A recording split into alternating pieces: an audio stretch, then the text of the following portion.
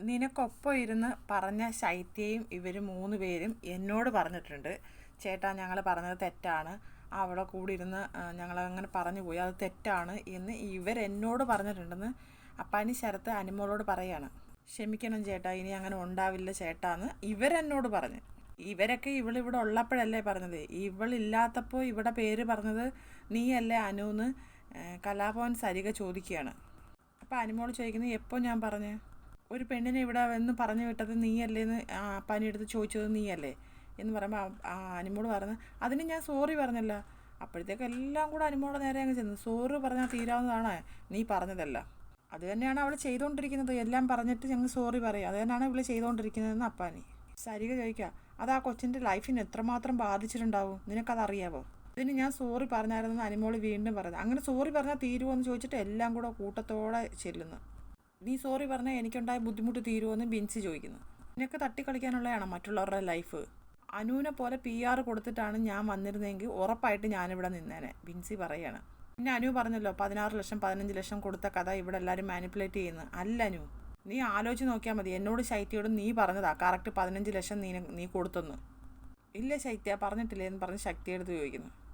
ശക്തിയെ പറയുന്നില്ല, പക്ഷെ തല കുലുക്കുന്നോ ഇല്ലയോ എന്ന് അറിയാൻ വയ്യ, രാത്രിയല്ലേ. എന്നിട്ട് അനു എല്ലാം അറിയാം, ഒന്നും അറിയാത്തൊരു പുണ്യാളത്തി. അനു പറയുന്നത് ഞാനങ്ങനെ പറഞ്ഞിട്ടില്ലെന്ന്. ഞങ്ങളുടെ അനു പറഞ്ഞ അനു നീ 15 ലക്ഷം കൊടുത്തിട്ടാ വന്നേന്ന് നീ ഞങ്ങളുടെ അടുത്ത് പറഞ്ഞതാ. പറഞ്ഞില്ലേ ശൈത്യ? വീണ്ടും ശൈത്യയോട് ചോദിക്കുകയാണ്. ശൈത്യ സൈലൻ്റ് ആയിട്ടിരിക്കുക, ശൈത്യയുടെ വോയിസേ ഇല്ല കേട്ടോ.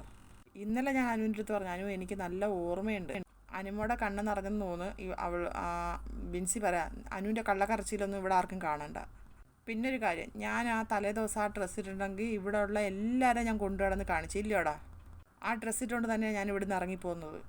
ഞാൻ മാത്രമേ അത് പറഞ്ഞിട്ടുണ്ടായിരുന്നോ ഉള്ളൂ എന്ന് അനുമോള് ചോദിക്കുന്നു. ഉടനെ ആദില എഴുന്നേക്കുന്നു. ആദില അവിടെ അന്ന് നടന്ന സംഭവം കാണിക്കുകയാണ്. ഇത് ബിൻസി, ഇത് അപ്പാനി. ഉടനെ ബിൻസി, ആ ബെഡിൽ ആരൊക്കെ ഉണ്ടായിരുന്നു പറയും, ആ ബെഡിൽ ആരൊക്കെ ഉണ്ട്? എല്ലാവരും ഉണ്ടായിരുന്നു, അക്ബർ ഉണ്ടായിരുന്നു, എല്ലാവരും ഉണ്ടായിരുന്നു. ഞാൻ അപ്പാനിയുടെ മുമ്പിൽ പോയി ഇരുന്നെന്ന് ഇവള് പറയുന്നു. ഉടനെ പിന്നെ അക്ബർ അലറുന്നു, ഒരാൾ പറ എന്ന് പറഞ്ഞ് അലറുന്നു അക്ബർ. അക്ബറിനൊന്നും ക്ലിയറായിട്ട് കേൾക്കുന്നില്ലല്ലോ എന്നുള്ള പേടി കൊണ്ടാണ് അക്ബർ പറയുന്നത്, ഒരാൾ പറ. അപ്പം ആദില പറയാണ്, നീ എന്നോട് പറഞ്ഞതാണ്, കള്ളി നുണച്ചി പാറു മോളെ, നീ എന്നോട് പറഞ്ഞതാണ്. നിങ്ങൾ 2 പേരും ഉണ്ടായിരുന്നു ഇപ്പുറത്തെ സൈഡിൽ, നിങ്ങൾ 2 പേരും അപ്പുറത്തെ സൈഡിലുണ്ടായിരുന്നു. പറയാണ്, കഥ വിശദീകരിക്കുകയാണ് ആദില. ഇവളെ ഡ്രസ്സാണ് നമ്മൾ സ്റ്റിച്ച് ചെയ്യുന്നതാണ്, ചിലപ്പോൾ താഴോട്ട് കയറും ഇറങ്ങും, അത് ഉള്ളതാണ്. ഇവള് പറഞ്ഞതോ ബിൻസി ഇരിക്കുന്നുണ്ടോ ഇങ്ങനത്തെ ഒരു സംഗതി ഇവള് പറഞ്ഞിട്ടുണ്ടെന്ന് ആദില പറയുന്നു. അനു ഏത് നൂറ്റാണ്ടിലാണ് അനു ജീവിക്കുന്നതെന്ന് ബിൻസി. മൈക്ക് ഇട്ടോ ഇല്ലയോ എന്നുള്ളതല്ല, എനിക്ക് നല്ല അറിയാം, എൻ്റെ ചെവിക്കൊരു കുഴപ്പമില്ലെന്ന് ആദില പറയുകയാണ്. ഞാൻ വിചാരിച്ചില്ല നീ ഇങ്ങനത്തെ ഒരു വർത്തമാനം എന്നോട് പറയുമെന്ന്. അവിടെ ശൈത്യം ഉണ്ടായിരുന്നോ എന്ന് ചോദിക്കുന്നത്. നീ എന്നോടാണ് പറഞ്ഞത്, എടി മോളെ നുണച്ചി, അല്ലെങ്കിൽ നീ നോക്ക് എന്ന് പറയുന്ന ആദില. എന്തൊരു സംസാരമാണ് ആദിലച്ചി. ഒരു ദിവസത്തെ ഫ്രണ്ട്ഷിപ്പ് ഉണ്ടെങ്കിൽ പോലും ഇങ്ങനെ സംസാരിക്കുക, വൃത്തിയായിട്ട ഒരു പെണ്ണ്. ഉടനെ അപ്പാനി വരുന്നു. ഇതൊന്നും കുത്തിപ്പൊക്കണമെന്നോ ഇതൊന്നും സംസാരിക്കണമെന്നോ എനിക്ക് ഒട്ടും താല്പര്യമില്ലായിരുന്നു. അപ്പോഴത്തേക്ക് ആദിലയും ബിൻസി എല്ലാം കൂടെ കിടന്ന് അനുമോളെടുത്തോട്ട് ഇരച്ച് പാഞ്ഞ് ചെല്ലുന്ന അക്ബർ ഒന്നും കേൾക്കാൻ വയ്യ. അവർ അങ്ങോട്ടും ഇങ്ങോട്ടും പറയുന്ന ഒന്നും കേൾക്കാൻ പറ്റുന്നില്ല.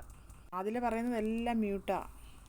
അനു വിചാരിക്കുന്ന പോലെ അല്ല ഞാനെന്ന് ബിൻസി പറയാണ്. വളരെ മോശമായിട്ട് അങ്ങനെ പറഞ്ഞാനു, നീ വളരെ മോശമായിട്ട് അങ്ങനെ പറഞ്ഞാനു. എന്നിട്ട് കുറേ ബിഗ് ബോസ് മ്യൂട്ട് ചെയ്യാണ് ആദിലയുടെ സംസാരങ്ങൾ.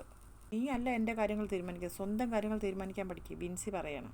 നീ ഇവിടെ വന്നപ്പോൾ കരഞ്ഞ് കൂവി മെഴുകി നടന്ന ആളാണ്, നിനക്ക് വേണ്ടി സപ്പോർട്ട് ചെയ്ത ഒരാളാണ് ഞാൻ.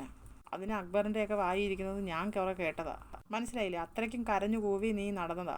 വെറും കള്ളക്കരച്ചിൽ മാത്രമായിരുന്നു നിനക്കിവിടെ. അത് കഴിഞ്ഞ് ആരോ എന്തോ ഓതി തന്ന് പുറത്തെ PR കാര്യം നിനക്ക് ഓർമ്മ വന്നപ്പോൾ നീ കളി മാറ്റി. അല്ലാതെ നീ വലിയ മികച്ച ആളായതുകൊണ്ടൊന്നും അല്ല നീ ഇവിടെ നിൽക്കുന്നത്, നിൻ്റെ കഴിവ് കൊണ്ടല്ല നീ ഇവിടെ നിൽക്കുന്നത്, നീ പുറത്ത് പൈസ എണ്ണി കൊടുത്തുകൊണ്ട് മാത്രമാണ് ഇവിടെ നിൽക്കുന്നതെന്ന് പറയുന്നതും അക്ബർ ഭയങ്കരമായിട്ട് കൈ കൊട്ടുന്നു.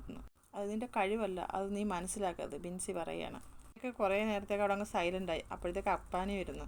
അപ്പാനി വന്നിട്ട് പറയാം, നീ ജയിക്കോ എടുക്കുകയോ എന്തോ ചെയ്തോ, നീ ഓരോ ആൾക്കാരെക്കുറിച്ച് പറയുന്ന കാര്യങ്ങൾ ശ്രദ്ധിച്ചും കണ്ടും പറയണം, അത്രേ പറയുന്നുള്ളൂ. എന്നെങ്കിലും ഇത് തെളിയുമെന്ന് എനിക്കുണ്ടായിരുന്നു, ഞാനന്ന് അനുഭവിച്ച വേദനയ്ക്ക് ഇതെന്നെങ്കിലും തെളിയുമെന്ന് എനിക്കുണ്ടായിരുന്നു. ആ ദിവസമാണ് ഈ ദിവസം, അത്രയേ ഉള്ളൂ. അതുകൊണ്ട് തന്നെയാണ് ഞാൻ സൈലൻ്റായിട്ടിരുന്നത്. ഞാൻ വാ മൂടി കെട്ടി ബാക്കിൽ കയ്യും കെട്ടി നിന്നത് ഇത് എന്നെങ്കിലും തെളിയുമെന്ന് എനിക്ക് ഉറപ്പുള്ളത് കൊണ്ടാണ്. എന്താണ് സത്യം എന്നുള്ള കാര്യം പടച്ചു വിടുമ്പോൾ ആലോചിക്കണം. കുഴപ്പമില്ല, കുറച്ച് നാൾ ഞാൻ അനുഭവിച്ചു, ഒരു വിഷയമില്ല. ഇതിൻ്റെ അപ്പുറം അനുഭവിച്ചാണ് ഞങ്ങളിവിടെ എത്തിയത്, ഒരു വിഷയമില്ല. ഭയങ്കര പെർഫെക്റ്റ് കാണിച്ച് ജീവിക്കണമെന്ന് ഞാൻ ആർക്കും എഴുതി കൊടുത്തിട്ടുമില്ല. നിങ്ങൾ അടിപൊളിയായിട്ട് ജീവിക്കും. നിങ്ങളിവിടെ വന്നല്ലോ, നിങ്ങൾ കളിച്ച് കപ്പൊക്കെ വാങ്ങിച്ച് കൊണ്ടുപോയി നിങ്ങൾ സന്തോഷമായിട്ട് നിങ്ങളെല്ലാവരും ജീവിക്കണം. മറ്റുള്ള ഒരുത്തൻ്റെ വേദന നിങ്ങൾ അറിയണ്ട, ആരും അറിയണ്ട. ഇതാണ് ഇന്നലെ നടന്ന സംഭവങ്ങൾ. അയ്യോ അപ്പ അനിമോളെ എല്ലാം കൂട്ടത്തോടെ ആക്രമിക്കുന്നു. ഇവർക്കൊക്കെ മനസാക്ഷി എന്ന് പറയുന്ന ഒന്നുമില്ല. ആദിലെന്ന് പറഞ്ഞവളെ 50ാമത്തെ ദിവസം ഇറക്കി വിടേണ്ടവളവൾ. അവളവിടെ നിൽക്കാൻ ഒരു തരത്തിലും യോഗ്യതയില്ലാത്ത ഒരു വ്യക്തി ഉണ്ടെങ്കിൽ അത് ആദില മാത്രമാണ്. ആ ശൈത്യ പോയ പോലെ ആദിലെ ഇറക്കി വിടണമായിരുന്നു അവളെ.